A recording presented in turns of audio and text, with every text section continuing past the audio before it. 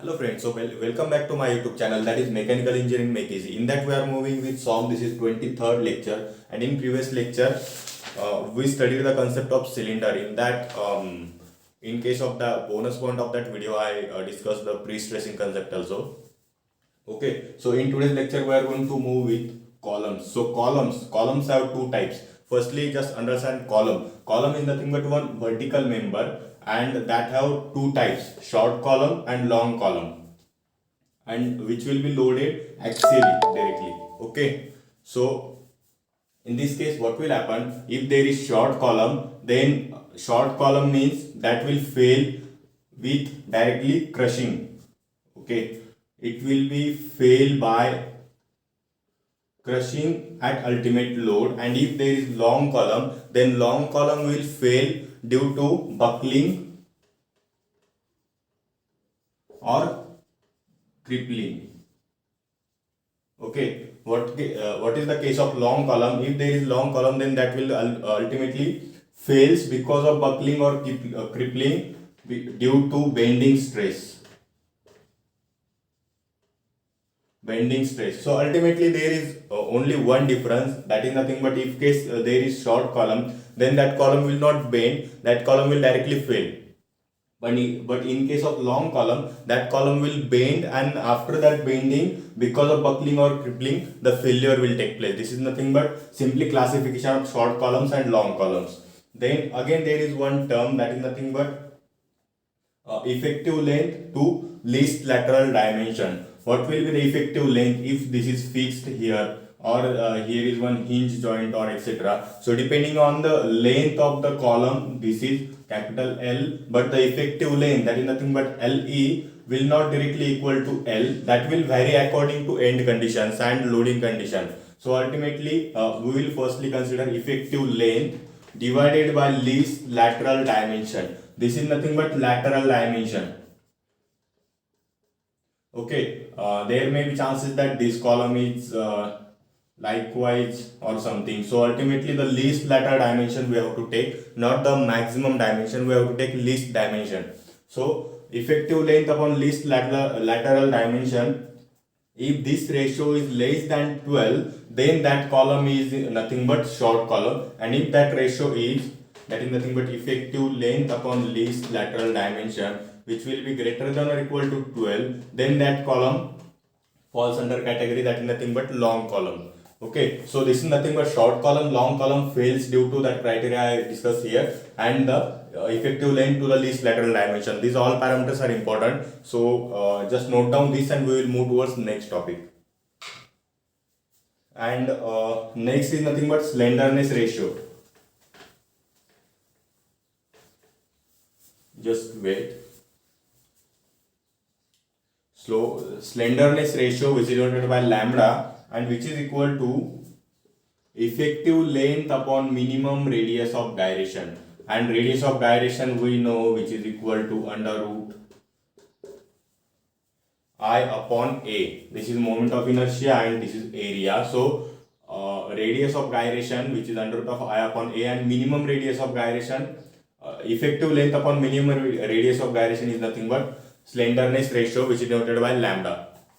So it is too much important, please note down this. And again there is one relation between lambda and load carrying capacity. Every column we are going to study, that is depending on the load carrying capacity. We may going to increase load carrying capacity, or we may going to calculate load carrying capacity. So if this lambda increases, then load carrying capacity will decrease. Ultimately, if slenderness ratio increases, then load carrying capacity decreases. You can think in point of view of these terms also. If slenderness ratio increases, means there may be chance that effective length will increase, and if length will increase, then there may be chances of bending, and if bending is going to happen, then column will fail. Okay, likewise means if effective length is increasing, then ultimately our load carrying capacity will decrease. And if the minimum radius of gyration, which is increasing, then lambda will decrease, so ultimately load carrying capacity will increase. So just think out of the box for this formula also, so that you will get clear all the concepts here. Okay, This is nothing but slenderness ratio. If you want any detailed discussion on slenderness ratio, then you can ask me in comment box. I will definitely try to make one video on that. But at this time, this is sufficient. Then Euler's theory. So now we are moving towards only one type of column, that is nothing but long column. So in case of long column, there is one Euler's theory. Euler's theory. So Euler's theory says that the Euler say gives one formula to calculate the critical load or crippling load. So that PCR is equal to pi square EI upon LE square. Okay, means pi square, it is constant. E is again modulus of elasticity, I moment of inertia, and effective length square. So ultimately, if effective length varies, then the crippling load formula will vary. So we will just see some 3 to 4 concepts or 3 to 4 cases of the effective length. If there is both ends are hinged, how the ends will be hinged? This and this, both ends are hinged. Okay, so likewise there is hinge joint. Here is also hinge joint. Okay, so this buckling may be, likewise the buckling will happen. So in this case, the effective length will equal to directly our length, as whole part of that column is going into action while bending. So that's why in case of our both ends are hinged, the effective length will directly equal to the length of column. Then next is both ends are fixed. Means both ends are directly fixed, rigidly fixed. So in this case, likewise means some portion is not taking action for bending. So ultimately here the effective length will reduce, and which will equal to L by 2. Or if both ends are fixed, then the effective length will decrease, and that is nothing but L by 2. Just wait, I have to remove this. And then next is one end is fixed and other is hinged. It means, for example, this one end is hinged and this end is fixed. So here likewise the action will happen. Okay, means again the effective length will change here as the end conditions are changing. So that effective length will equal to L upon under root 2. Okay, L upon under root 2. So ultimately this is the case for one end hinge and one end fixed. And next is one fixed and other free. Means this is the case that upper end is directly free. So the bending will happen likewise. Okay, so in this case the formula will become, that is nothing but L equal to 2 times L. As one end directly free, so the bending will happen in very large proportion.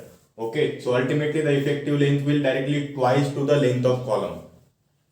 These are different cases. I given you effective length of all 4 cases, 4 possible cases. So these formulas are important, and this effective length parameter we will require while calculating P crippling, which is equal to pi square EI upon LE square. So depending on the value of LE, this formula will vary. Okay, so you can just derive 4 different formulas of this PCR, but that's not my job, you can do that. Okay, and this is what I have designed for today's lecture, and now we will move towards bonus point for today's lecture. And in next lecture I will come up with the theory for short columns.